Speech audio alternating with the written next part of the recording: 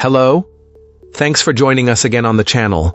This one's been on my radar for a while, and now, thanks to a friend who got his hands on it, I finally get to share the experience with you. Before we get started, feel free to check out the discount link in the description and the pinned comment. Now, let's not waste any more time and jump right into the details. To get things started, let's hear from our first reviewer. This reviewer spent a lot of time researching e-bikes before finally deciding on this scooter, and after 6 months of ownership and numerous trips, it's largely lived up to expectations. For someone around 5'11", the size is ideal, allowing them to sit comfortably with their feet slightly off the ground. It easily accommodates the reviewer and their wife, totaling around 330 pounds, with plenty of room on the back seat and foot pedals for comfortable tandem riding. While the scooter might not have the most aggressive acceleration, it's perfect for city riding, providing a gradual and safe pickup, especially with a passenger. Still, it packs enough punch for an exciting ride when desired, reaching speeds of 30 mph plus on flat roads according to the speedometer. The scooter is comfortable thanks to its robust shocks and padded seat, which is especially noticeable on roads and sidewalks. The rear passenger also reports a comfortable experience. While pedal assist is available, our reviewer doesn't use it often, but notes it works well with a slight delay before the power kicks in.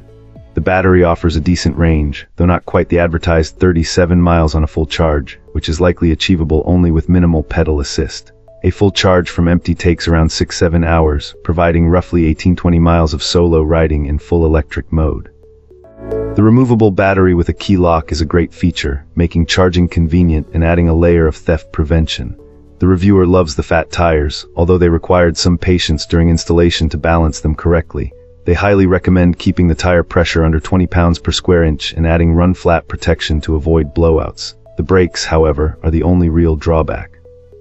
While they do stop the scooter, they weren't easy to align perfectly and lack the stopping power of higher-end models, potentially requiring an upgrade down the line. Aesthetically, this S. Fantastic. Now, let's see what insights our next reviewer has to offer. This reviewer was hesitant to buy another e-bike, having had some bad luck previously. It seemed like there was always something wrong, either preventing the purchase or hindering the bike's performance. As a larger person, our reviewer found that many bikes claiming to handle heavier loads didn't quite live up to the hype. They might move, but at a snail's pace, or they'd reach a decent speed only to stall at the slightest incline. Despite these concerns, this client decided to take a chance on this scooter, and they couldn't be happier. Even with someone exceeding 300 pounds on board, this bike effortlessly reaches its top speed. The ride is smooth, and the battery life is impressive. This person uses it for their daily commute, a 4-mile round trip, and a single charge is more than enough. Overall, this reviewer is absolutely thrilled with the purchase, finding it both aesthetically pleasing and high-performing. They even joked about wishing they could give it a 10-star rating. There was a minor issue with a flat tire, but the seller's customer service was quick to respond and resolve the problem, providing a pleasant experience. If there's one small drawback, it's that the speedometer and odometer display readings are in kilometers, and this person hasn't been able to switch them to miles. However, this is a minor inconvenience compared to all the positives this scooter offers. Wonderful. Now, let's explore the feedback from our next reviewer. This reviewer had a pretty rough experience right out of the box with this electric bike. They opted to have it professionally assembled and checked over at a local bike shop, and that's where the problem started. The mechanic immediately noticed an issue with the crankshaft, and apparently there's a real chance of the chain derailing if you really push hard on the pedals. Our reviewer contacted the manufacturer hoping for a warranty repair, but they were denied. The mechanic went ahead and replaced the faulty part, but here's where things get even weirder. The replacement part didn't quite fit right with the existing chain guard.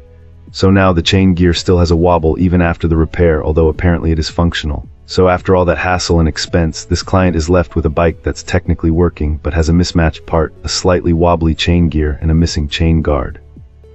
They're understandably wondering whether it's even worth keeping at this point. They are asking if they should just ride it as is. They are really on the fence, and looking for some advice from other users about what they would do in this situation.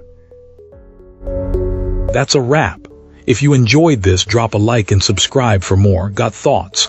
Let's chat in the comments. See you in the next one.